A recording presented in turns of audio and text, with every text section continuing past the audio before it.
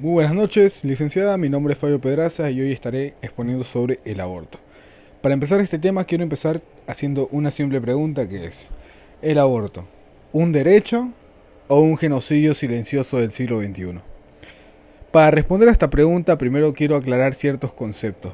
El concepto más importante, y es el primordial para entender este tema, es cuándo empieza la vida. ¿Cuándo empieza la vida? En la especie humana, la vida se transmite mediante un mecanismo de reproducción sexual, el cual se obtiene mediante la unión de dos gametos, uno aportado por el sexo masculino, que sería el esperma, y uno aportado por el sexo femenino, que sería el óvulo. Estos, en su unión, forman algo conocido como cigoto, y es el origen y el inicio de la especie humana, de la vida humana. ¿Ok? Ahora vamos a responder otra pregunta que es bastante importante para entender esto, que es ¿cuándo se es miembro de la especie humana? Hay un debate bastante recurrente a la hora de hablar del aborto, en el que mencionan que el feto, el cigoto, el embrión no es miembro de la especie humana. Sin embargo, de acuerdo con la definición de una de uso más extendida, el concepto biológico de especie, una especie es un grupo de organismos que potencialmente pueden entrecruzarse o aparearse entre ellos. ¿Estamos de acuerdo que todos hemos sido cigotos? ¿Estamos de acuerdo que todos en algún punto de nuestro desarrollo como seres humanos fuimos cigotos? Si estamos de acuerdo en esto, estamos de acuerdo en que el cigoto es potencialmente una persona que se puede reproducir. Es decir, es miembro de la especie humana porque potencialmente puede reproducirse con otro miembro de la especie humana. Aclarado esto, vamos a aclarar otra cosa. ¿Qué derechos tienen todos los miembros de la especie humana? Si ya aclaramos que la vida empieza desde la concepción en forma de cigoto, que el cigoto efectivamente es miembro de la especie humana, tenemos que aclarar qué derechos tiene todo miembro de la especie humana. En este caso hablamos del derecho natural. El derecho natural tiene tres cosas: el derecho a la vida, el derecho a la propiedad y el derecho a la libertad. ¿Okay? Estos son los derechos de cualquier miembro de la especie humana. Posteriormente tenemos que hablar de por qué el derecho a la vida está por encima de todos los otros derechos. ¿Por qué tengo que aclarar esto? ¿Por qué tengo que mencionar esto? Básicamente porque cuando hablamos del aborto, muchas veces para justificarlo se utiliza el argumento de que la madre tiene derecho sobre su cuerpo y tiene la libertad de elección de acabar con la vida del no nacido todavía. Sin embargo, el derecho a la vida está por encima de ese derecho a la libertad. ¿Por qué? Simplemente por un simple argumento lógico. Sin el derecho a la vida, no podemos tener ningún otro tipo de derecho. Sin el derecho a la vida, no podemos ser libres. No podemos garantizar el derecho a la libertad si no estamos vivos. No podemos garantizar el derecho a la propiedad si no estamos vivos. Es por eso que el derecho a la vida es el derecho más importante y el primordial. Luego de haber aclarado estos breves, pero muy importantes conceptos, vamos a hablar de la tasa de mortalidad según el mes de gestación. Todos los niños nacidos antes del 37, de la semana 37 son considerados prematuros. Los que están entre la 38 y la 42 son considerados nacidos en su tiempo o a término. Dentro de los bebés prematuros se encuentran los bebés prematuros leves, que nacen entre la semana 35 y la semana 37, pesando de 700 a 500 y midiendo entre 43 y 46 centímetros. Su tasa de supervivencia es de 98 a 100% de supervivencia. Es inmensa, es, por no decir que todos sobreviven, de 98 a 100% de supervivencia. Después se encuentran los bebés prematuros moderados que nacen entre la semana 30 y la semana 34. Pesan entre 1 o 2 kilos y miden alrededor de 36 a 46 centímetros. Estos tienen una tasa de supervivencia del 95%. Seguimos hablando de prematuros que tienen una tasa de supervivencia súper elevada, casi el 100%. Ahora vamos a hablar de los bebés prematuros extremos. Nacen entre la semana 26 y la semana 29, miden en torno a 30 o 43 centímetros y pesan entre 750 y 1600 gramos. Aquí ya empezamos a tener complicaciones y posibles efectos secundarios a largo plazo. Sin embargo, tienen una tasa de supervivencia del 85%. Seguimos hablando de una tasa de supervivencia muy elevada, gracias a los avances tecnológicos actuales.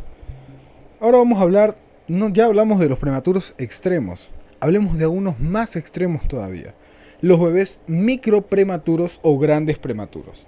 Cuando hablamos de estos tipos de bebés, son bebés nacidos antes de la semana 26. Pesan menos de 1 kilo, pesan 750 gramos y miden menos de 30 centímetros. Prácticamente estos bebés requieren de asistencia de oxígeno, requieren de surfactante y requieren de asistencia respiratoria mecánica para poder respirar. Además tienen que ser nutridos de manera intravenosa, ya que no han desarrollado lo suficiente para hacerlo de manera normal.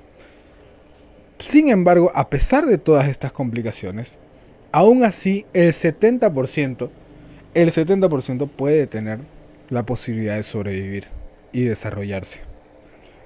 Ahora, una pregunta simple que quiero que tomen en cuenta para que vean el nivel tecnológico actual que hemos desarrollado, a tal punto de que a partir de cuánto puede sobrevivir un bebé prematuro. Los casos más extremos reportados actualmente, estamos hablando de bebés a partir de las 22 semanas que han logrado sobrevivir, obviamente con secuelas, obviamente con deficiencias y obviamente con un montón de necesidad de ayuda externa para poder sobrevivir. Sin embargo, estamos hablando de que bebés de 22 semanas, que son poco menos de 5 meses o poco más de 5 meses, pueden sobrevivir. Es impresionante el avance tecnológico que hemos tenido actualmente, a tal punto de que bebés de 22 semanas pueden sobrevivir y desarrollarse. Después de haber presenciado esto, quiero mencionarles todos los lugares donde el aborto está legalizado y permitido mediante este mapa conceptual que estarán viendo en pantalla en la diapositiva. La inmensa mayoría de países tiene legalizado el aborto y permitido. Y lo más preocupante acerca de este tema es que hay muchos en color verde. ¿Qué significa el color verde? El color verde significa que está permitido sin restricción alguna, sin ningún tipo de justificación. La única justificación puede ser no lo quiero. Gracias a esto, al año hay 73 millones de personas no nacidas, abortadas, asesinadas, en mi parecer. Los métodos comunes para inducir el aborto son los siguientes: la evacuación instrumental del útero después de la dilatación cervical y la inducción médica a través de fármacos como el misoprostol. Voy a proceder a explicarles según cuánto tiempo de gestación tenga, cómo se realiza la evacuación instrumental, que en cristiano sería lo siguiente. Por lo general, a edades gestacionales menores a 14 semanas se utiliza el legrado por dilatación y aspiración, generalmente con una cánula de aspiración de gran diámetro insertada en el útero. Vamos a decirlo de forma más fácil para que se entienda. En gestaciones menores a 9 semanas se puede utilizar la aspiración manual AMEU. Básicamente, esto es un dilatador, dilatan el cervix de la mujer y luego introducen el AMEU, que son portátiles y no requieren de una fuente eléctrica, para desmembrar al feto que se encuentra adentro y luego succionarlo con una aspiradora. La siguiente imagen es muy fuerte en la diapositiva, pero quiero recalcar que esto es necesario porque hay mucha gente que milita el aborto y hay mucha gente que defiende este tipo de atrocidades sin siquiera saber cómo se ven realmente, sin siquiera saber cómo funciona realmente el aborto detrás de ese simple discurso de la mujer tiene derecho a decidir. Yo digo, la mujer tiene derecho a decidir, pero la mujer también tiene la obligación de hacerse responsable de sus actos. Y eso vamos a tocarlo más adelante. Entre las 14 y las 24 semanas en general se usa la dilatación y evacuación. Se usan pinzas para desmembrar y eliminar al feto. Y una cánula de aspiración para retirar el líquido amniótico, para retirar la placenta y para retirar los restos fetales. Como ven en la imagen, ese es el batiburrillo que se forma del niño. Y después está la evacuación instrumental. A menudo se introducen bujías o dilatadores de tamaño creciente para dilatar el cuello uterino antes del procedimiento. Esto se ocupa más que todo cuando el bebé es demasiado pequeño, cosa que no es necesaria las pinzas y desmembramiento, sino que simplemente con las contracciones del útero va a ser aplastado y puede ser removido posteriormente. El caso del tijeretazo y la ley del latido. Esto es maravilloso y horrible al mismo tiempo. Horrible primero por el caso del tijeretazo, que lo voy a explicar de manera concisa. El caso del tijeretazo se refiere al Dr. Kermit Gosnell, acusado de múltiples asesinatos a bebés después de que nacieron vivos en Norteamérica. Estos bebés nacieron vivos, fueron básicamente bebés del tercer mes de gestación, que nacieron, fueron teniendo un parto normal y fueron asesinados por este doctor con una tijera cortándole la médula espinal. Este tipo fue condenado a cadena perpetua, casi condenado a pena de muerte por haber sido comprobado que asesinó a 3 bebés. Sin embargo, quiero preguntarles una cosa. ¿Acaso hay mucha diferencia entre cortarle la médula espinal a un bebé estando afuera del vientre a cortarle la médula espinal a un bebé estando adentro del vientre? Considero que es una hipocresía bastante grande de los defensores de este método abortivo y del aborto en general. Sin embargo, ahora me toca exponer sobre el latido, la ley del latido, que me parece una maravilla, ya que la ley del latido son las leyes aprobadas por varios de estos estados, que prohíben el aborto, sin necesidad de prohibirlo constitucionalmente. La ley del latido consiste en que ningún médico puede practicar un aborto después de que se haya detectado actividad cardíaca en el feto. Por eso se llama la ley del latido. Esto es maravilloso porque el feto puede empezar a tener actividad cardíaca desde la semana número 6 y los retrasos de los periodos de la mujer duran entre un mes y mes y medio. Por tanto, le deja muy poca maniobrabilidad para poder inducirse un aborto. Es magnífico, es una estrategia muy buena que debería ser aplicada en todos los países donde no se pueda ilegalizar directamente.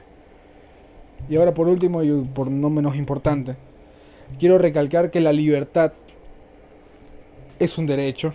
La libertad todos la tenemos y todos tenemos derecho a ser libres de hacer con nuestra vida privada y con nuestra vida de adultos lo que querramos, siempre y cuando no cometamos delitos, siempre y cuando no lastimemos a nadie. Me refiero más que todo a la libertad reproductiva, a la libertad sexual. Todos tenemos el derecho a acostarnos con una persona que nos guste, a acostarnos con una persona que nos atraiga. Todos tenemos derecho a eso. Sin embargo, toda libertad conlleva responsabilidad y eso se está olvidando en este tiempo. Todos sabemos que detrás de una relación sexual puede derivar en un embarazo. Todos sabemos eso. Hasta los cavernícolas lo sabían. Así que invito a que reflexionen sobre que la libertad implica siempre y en todo lugar responsabilidad. Nadie se embaraza sin querer. Excepto los casos de violaciones que, como ven en la diapositiva, son un mínimo % de los casos. No es posible justificar el aborto con embarazos relacionados con violaciones, porque es un porcentaje ínfimo de los casos. Conclusiones de esta exposición, que espero que la tengan en cuenta. La vida humana comienza desde el momento de la concepción formando un cigoto. El cigoto es miembro de la especie humana. Todo miembro de la especie humana tiene derecho a la vida. El derecho a la vida está por encima de cualquier otro derecho. Y la tecnología actual permite sobrevivir hasta niños de 22 meses. Sin embargo, actualmente se permite el aborto hasta incluso el tercer trimestre de gestación en algunos países y en algunas legislaciones. El aborto es un asesinato. El aborto no es un derecho.